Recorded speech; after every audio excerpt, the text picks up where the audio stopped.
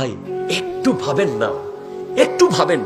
ডান দিকে মাটি, বাম দিকে মাটি, সামনে মাটি, পেছনে মাটি, উপরে এত বড় লেয়ার মাটির। এখান থেকে চিৎকার করবেন, সন্তান শুনবে না। এখান থেকে ডাক মারবেন, মা শুনবে না, বাবা শুনবে না। আপনি বিছানায় একা ঘুমাতে পারেন না, কাউকে পাশে রাখতে হয়। কেমনে আপনি ঘুমাবেন? আপনার জন্য বড় বিছানা লাগে, আপনি রাত্রেবেলা গড়াগড়ি করেন। ওইখানে তো গড়াগড়ি করার জায়গা নাই। ওখানে এত চিকন একটা জায়গা, এদিকে ফিরতে পারবেন না, ওই দিকে ফিরতে পারবেন না। তাও এমন যুগে আস্তে আস্তে যাচ্ছি, মানুষ কবরের জায়গা দিতে চাচ্ছে না, কবরস্থান পর্যন্ত পাওয়া মুশকিল হয়ে যাচ্ছে।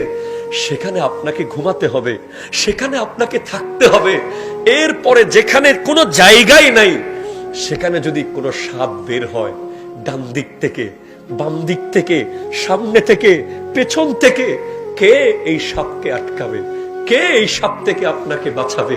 বিচ্ছু যদি বের হয়, ভয়ঙ্কর আযাব যদি বের হয়, কে আছে বলেন? কে আছে সেখানে? এখানে তো জানালা ভেঙে বের হতে পারবেন, এখানে তো দরজা ভেঙে বের হতে পারবেন, দেয়াল ভেঙে বের হয়ে যেতে পারবেন। কেউ নাই, কেউ নাই। আমার আমি, তোমার তুমি, আমি আমার, তুমি তোমার। ওই কবরে একা একা একা। রাতের 2টা বাজে আপনি ওই জঙ্গলে যেতে চান না, রাতের 3টা বাজে আপনি ওই জঙ্গলে পড়ে থাকবেন।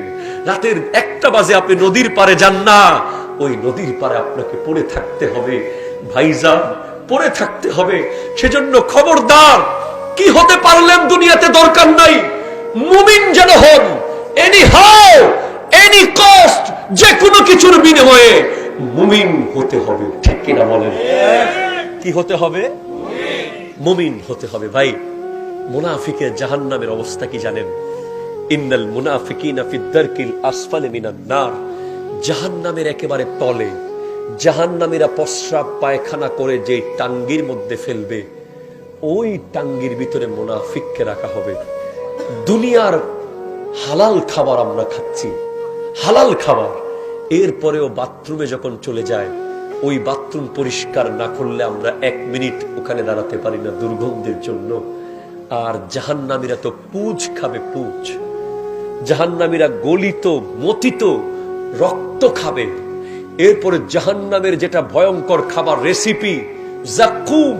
যেই জাক্কুমের কথা হাদিসে এসেছে, তিরমিজি শরীফে এসেছে, যেই জাক্কুম ফলের একটা রস, 1 ফোঁটা যদি এই পৃথিবীতে পড়ে, গোটা পৃথিবী, আগা থেকে গোড়া গোটা পৃথিবী এমন তিতা হবে, এই পৃথিবীতে আর মিষ্টি কোনো ফল জন্মাবে না।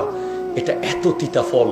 এই ফল জাহান্নামীদের কাছাকাছি আনলেই এমন ভাবে বমি আসবে, নারী বুড়ি সব বের হয়ে যাবে বমির সাথে। ওই ফল জাহান্নামীদেরকে খাওয়ানো হবে। ভাই, এর পরেও কি আপনার ভয় লাগে না? এই হাদিসকে আপনার মনে পড়ে না? এই হাদিসকে কি আপনি চিন্তা করেন না? কিভাবে আপনি পারেন দুনিয়াদারি করতে? আমার নবী বলেছেন, আমি যা জানি তা যদি তোমরা জানতে, কোনদিন তোমরা হাসতে না। তোমাদেরকে গোটা জীবন চেষ্টা করে হাসানো যেত না, তোমরা শুধু কান্না করতে, শুধু কান্না করতে, তোমাদের চোখের পানি শুকিয়ে যেত। আমার আল্লাহ বলছেন, আমি আল্লাহ ওয়া ইজ্জতি, আল্লাহ বলছেন আমার ইজ্জতের শপথ, লা ইয়াজতামিউ খাউফাইন ওয়া আমনাইন। আমি 2টা ভয়কে একসাথে করি না, 2টা শান্তিকে একসাথে করি না। দুনিয়াতে তুমি ভয় পাবে তো আখিরাতে তুমি শান্তি পাবে।